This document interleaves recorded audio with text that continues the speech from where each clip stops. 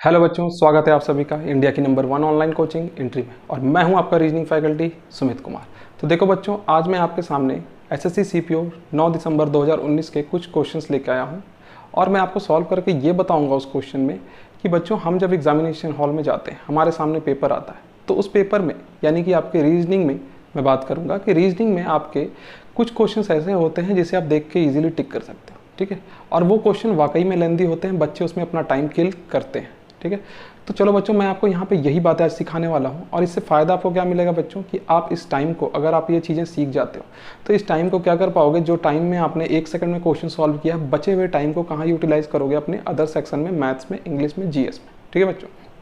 और हमारी एंट्री पे तैयारी करवाने का तरीका भी यही है।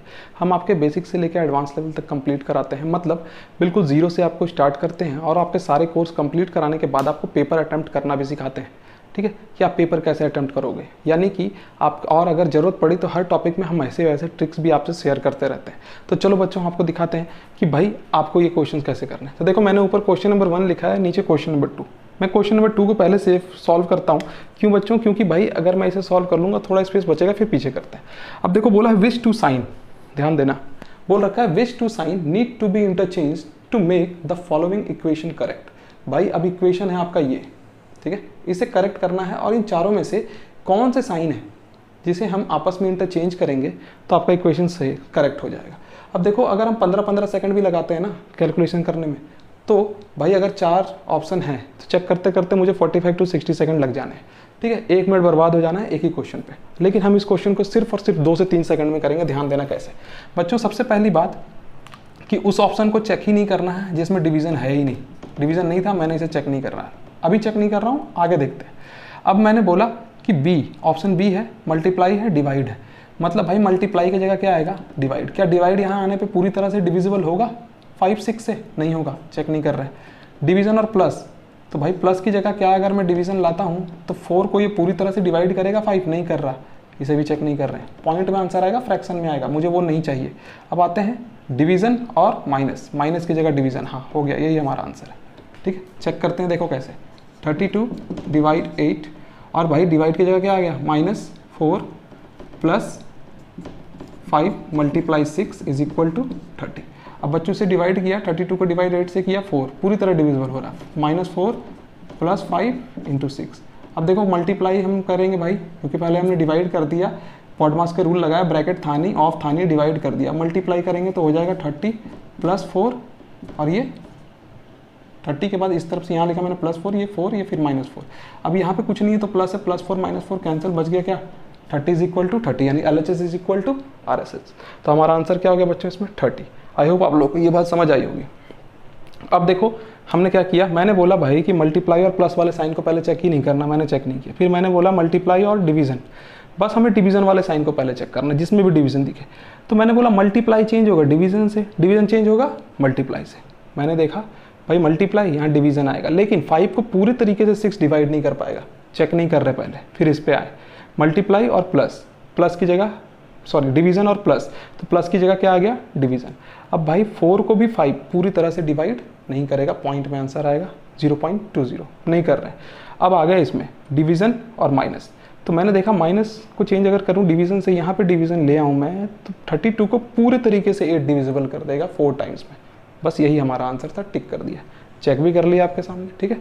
अब मैं इसे रब कर रहा हूँ, ऊपर वाले क्वेश्चन को सॉल्व कर रहा हूँ। देखो ऊपर वाले क्वेश्चन को हमने कैसे सॉल्व किया, ध्यान देना भाई। सबसे पहली बात कि बच्चे इसे सॉल्व कैसे करते हैं, जनरली पूरा डायग्राम बनाएंगे, वेस्ट गया, राइट मुड़ा, 30 मीटर गया, 40 मीटर गया, हम डायग्राम नहीं बनाने वाले, वेस्ट होता है टाइम, ठीक है। सीधा सॉल्व करना सिखाऊंगा, कैसे देखते जाओ, ठीक है। डायग्राम से तो सभी सीखते हैं। अब बोल रखा है कि Richa start walking from her home and walk 50 metre towards west. तो वेस्ट में चली, कितना चली, 50 मीटर, लिख लो, ठीक है। अब बस हमें इतना याद रखना है कि बच्चों कि वो किसी भी डायरेक्शन में ट्रेवल करे कोई भी, ठीक है। अगर वो राइट मुड़ता है या फिर लेफ्ट मुड़ता है तो वो डायरेक्शन उसका क्या कहलाएगा, ठीक है। तो मैंने कहा देन सी टर्न लेफ्ट, अब वो लेफ्ट मुड़ी है, कहाँ से बच्चों, देखो 25 मीटर वेस्ट गई है, then turn left and walk 90 metre. अब वेस्ट से अगर मैं वेस्ट जा रहा हूँ, ये मेरा राइट है, ये मेरा लेफ्ट है, अगर लेफ्ट मुड़ूंगा तो डायरेक्शन क्या आ जाएगा, साउथ। बस यही चीज़ें हमें याद रखनी है, ठीक है। तो भाई अब वो साउथ मुड़ गई, कितने मुड़ गई, देखो लिख रखा है 90 मीटर, ठीक है। फिर से वो लेफ्ट मुड़ती है। अब साउथ से अगर मैं लेफ्ट मुड़ता हूँ तो फिर क्या डायरेक्शन आ जाता है मेरा, ईस्ट, लिख लो ईस्ट। कितना हो गया भाई, ईस्ट कितनी चल गई, 30 मीटर, लिख लो। उसके बाद बोला गया है after that she again turn left. अब ईस्ट से फिर से लेफ्ट लेंगे तो कहाँ आ जाएगा, नॉर्थ, और कितना चली है 120 मीटर, लिख लो। उसके बाद finally turn right and walk 20 metre. अब नॉर्थ से राइट मुड़ेंगे तो कहाँ आ जाएगा, ईस्ट, कितना, ईस्ट में कितना चल गई है 20 मीटर, लिख लो, ठीक है। अब देखो बच्चों, दो ईस्ट मिले हैं तो ईस्ट 30 और ईस्ट 20, कितना हो गया 50 का ईस्ट। अब 50 के ईस्ट से 50 का वेस्ट काट दो, ठीक है, कैंसिल। अब बचा 90 और इसका 120, तो साउथ के 90 से नॉर्थ का 90 कैंसिल, तो बचा क्या, नॉर्थ का 30, और नॉर्थ का 30 ही हमारा क्या है आंसर, 30 मीटर। अब मैं इसे डायग्राम बना के भी प्रूव करूंगा कि कैसे है, ठीक है, ध्यान देना। हमने यहाँ पे लिया है नॉर्थ का 30। चलो अब बच्चों मान लो कि रीचा इस पॉइंट पे, ठीक है, यहाँ से वो किधर गई, वेस्ट की तरफ 50 मीटर। मैंने चारों डायरेक्शन देखा, वेस्ट उस तरफ था, ले गए इसे। मैंने बोला यही लाइन है 50 मीटर की, ठीक है। अब ये इसका राइट, ये इसका लेफ्ट। लेफ्ट हुई है 90, राइट ऊपर है, लेफ्ट नीचे, नीचे ले आया 90, 50 से बड़ी लाइन बना दी 90 की, ये राइट ये left. Then she again turn left and walk 30 metre. अब फिर से लेफ्ट मुड़ी है तो 50 से थोड़ा कम चली गई, आधा चला देता हूँ थोड़ा, ठीक है। ये है 30 मीटर। अब वो यहाँ पे खड़ी है। अब उसके बाद बोला कि after that she again turn left and goes 120 metre. फिर से लेफ्ट मुड़ी है, ये राइट ये लेफ्ट, ऊपर की ओर। 120 मतलब 90 के बराबर 90, 30 और से तो कितना हो गया 120, तकरीबन यहाँ पहुँच गई, ठीक है। उसके बाद बोला गया है finally turn right and walk 20 metre. अब राइट है भाई, यहाँ से राइट 20 मीटर, ठीक है, तो 20 मीटर चला दो इसे, ठीक है। अब देखो ये टोटल 50 था बच्चों, ध्यान देना, ये टोटल कितना था 50, ठीक है। ये 30 है तो ये लाइन भी कितनी होगी 30। अब ये 30 है तो ये कितनी बची 20, तो इस 20 के बराबर मैंने ऊपर वाली 20 बना दी, पैरेलल लाइन पे आ गया, ठीक है।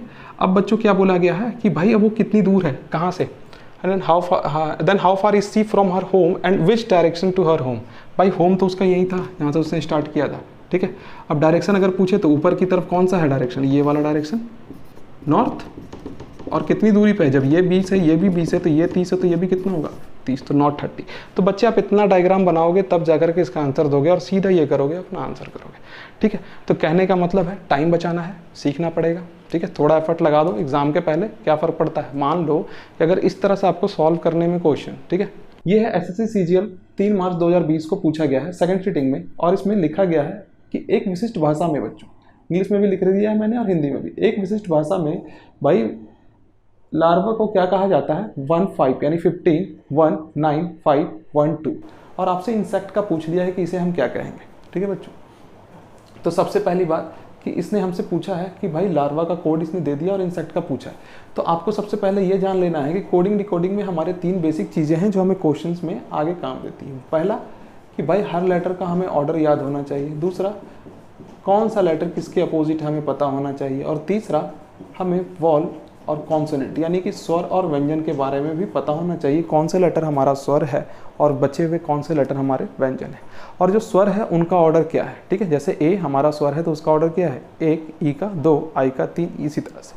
तो चलो बच्चों देखो, अब मैंने बोला एल, तो मैं सबसे पहले ऑर्डर लिख के देखूंगा। मैंने जैसे ही एल का ऑर्डर लिखा, एल कितने पे आता है 12 पे, मैंने नंबर लिखा देखा 15, ठीक है। मैंने लिखा एल का 12 और नंबर लिखा देखा 15, तो मैंने बोला 12 और 15 दोनों का सम कितना हो गया बच्चों 27। तो 27 किसका सम होता है अपोजिट लेटर का, तो भाई एल के अपोजिट क्या होता है ओ, और ओ कितने पे आता है 15 पे। मैंने बोला चलो नेक्स्ट वाले को चेक करते हैं। ए का मैंने ऑर्डर देखा 1 का 1 लिखा है, ठीक है। आर का मैंने देखा भाई आर आता कितने पे है 18 पे, और 18 के अपोजिट क्या होगा 9, बिल्कुल 9 दिख रहा है मुझे।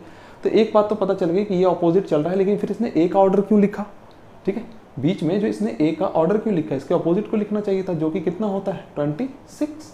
अब इसने 26 नहीं लिखा है 1 लिखा है, तो मैंने बोला ए स्वर भी तो है, ठीक है। हमें एक चीज़ और तो देखनी होती थी क्या, स्वर, तो मैंने बोला ए स्वर भी तो है। तो बस इसने क्या किया है कि भाई आपका जो लार्वा है, ठीक है, LARVAE, इसमें आपके कॉन्सोनेंट हैं ये तीनों और स्वर हैं ये तीनों, ठीक है। तो अब इसने क्या किया है कि इसने कॉन्सोनेंट का, ठीक है, ऑपोजिट लिखा है, मतलब एल के ऑपोजिट क्या होता है ओ और ओ कितने पे आता है 15 पे। आर के अपोजिट आई, आई कितने पे आता है 9 पे। वी के अपोजिट ई, ई कितने पे आता है 5 पे, ठीक है। और ए का ऑर्डर क्या है अकॉर्डिंग टू स्वर, पहला अक्षर है स्वर का तो 1, फिर से ए पहला अक्षर है स्वर का 1 और ई दूसरा अक्षर है स्वर का तो 2। तो यही सीरीज इसने यहाँ पे लिखी है कोडेड लैंग्वेज में, ठीक है। 15 1 9 5 1 2। तो हम भी क्या करेंगे इंसेक्ट का सेम चीज लिख देंगे।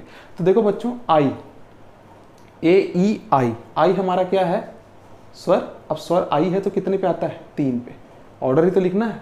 तो बोला अब ये दोनों तो गलत हो गए ए और बी, बच गया सी और डी, ठीक है बच्चों। अब उसके बाद सारे नंबर जो कोडेड नंबर इसने लिखे हैं सारे सेम है, सिर्फ लास्ट वाला अलग है, ठीक है। तो मैंने बोला सिर्फ लास्ट वाले को चेक करेंगे। तो देखो बच्चों टी, सबसे लास्ट में टी, टी हमारा क्या है कॉन्सोनेंट, कॉन्सोनेंट के क्या कर रहा है अपोजिट, टी के अपोजिट क्या आता है जी, और जी हमारे कितने पे आता है बताओ ई एफ जी, एफ के बाद जी तो यानी 6 के बाद 7। तो हमारा आंसर क्या हो गया ऑप्शन सी। तो भाई हमने क्या किया इन दोनों को तो देखते ही एलिमिनेट कर दिया, बच गया सी और डी। अब सी और डी में हमने सिर्फ एक लेटर चेक किया स्टार्टिंग का और एक लेटर चेक किया लास्ट का, बीच के लेटर सेम थे तो हमने चेक नहीं किया, ठीक है बच्चों।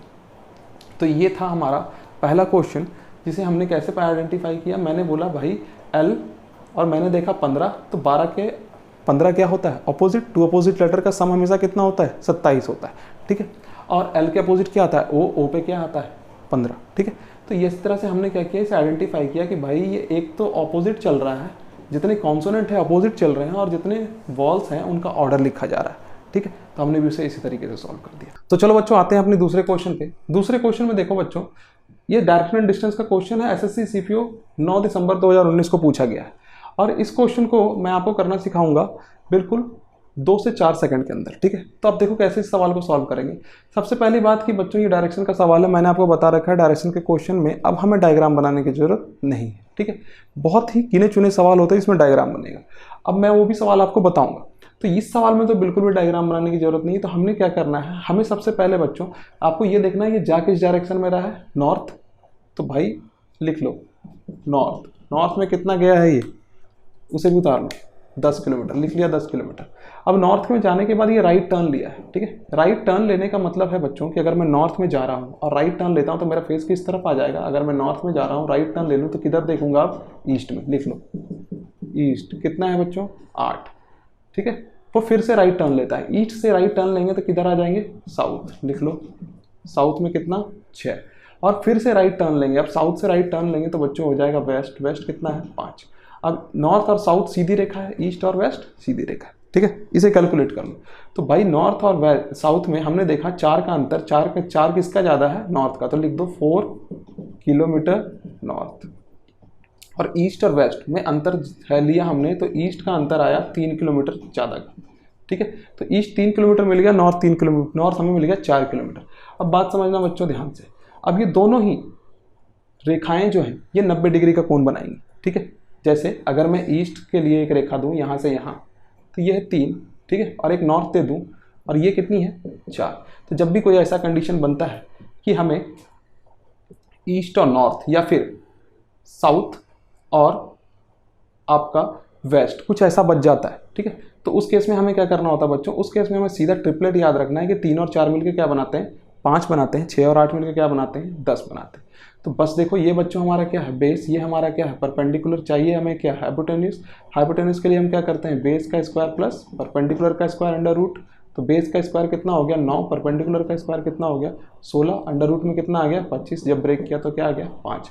और ऐसे अगर आपको ट्रिपलेट याद है कि 3 और 4 मिलकर 5 बनाते हैं तो 6 और 8 मिलकर 10 बनाते हैं। तो हमारा सवाल यही सॉल्व हो जाता है। ईस्ट हमें मिल गया था 3, आपने इस तरह के क्वेश्चन मैंने आपको पढ़ा लो प्रैक्टिस करा रखे 4-5, आपको ईस्ट मिला 3, नॉर्थ मिला 4, आपने देख लिया भाई ईस्ट और फिर नॉर्थ, तो 90 डिग्री का कोण बनना ही बनना है, सर ने बता रखा है। अब 90 डिग्री का कोण बन रहा है तो 3 और 4 मिलकर क्या बनाएंगे 5 बनाएंगे, और आपका जो जहाँ भी ऑप्शन आपके 5 दे रखा था आपने उसे टिक कर दिया। तो बच्चों ये था आज का ट्रिक। आई होप आप लोगों को ये सेशन पसंद आया होगा। तब तक आप एंट्री पे बने रहें और पढ़ाई करते रहें। Thank you so much.